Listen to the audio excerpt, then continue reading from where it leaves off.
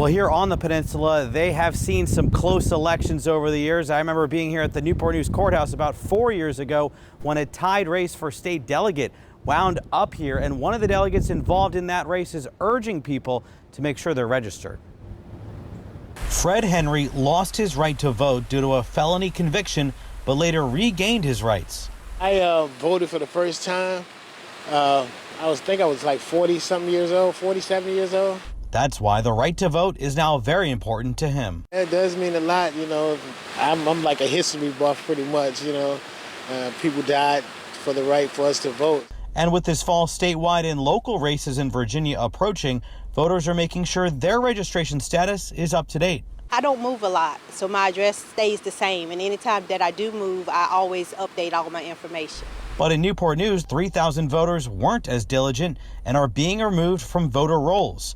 The registrar says they did not vote in the last two federal elections, 2018 and 2020, and did not respond to a notice about a change in their address. And now two state delegates are worried people here in the city may miss out on their right to vote. Especially for a lot of younger voters, people move around a lot. And I'm just worried that people may have missed this postcard that was sent to them. Newport News Democratic delegate Shelley Simons is up for re-election in November and has a Republican challenger named Russ Harper. Democratic delegate Mike Mullen is also up for re-election against Republican Jordan Gray.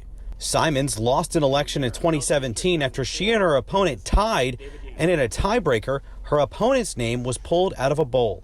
Every lost vote gets me riled up because that one vote could be the one vote that decides an election this November, just like it has in the past. The registrar says voters have until October 11th to register in the city before Election Day on November 2nd. You can sign up and check your status on the Department of Elections website. For the love of God, please check your voter registration status before Election Day on November 2nd.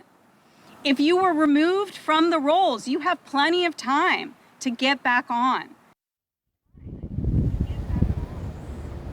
And the delegates say they'll be holding a day of action this Sunday to try and make sure everyone is registered ahead of November's elections. Reporting live in Newport News, I'm Brendan Ponton, News 3.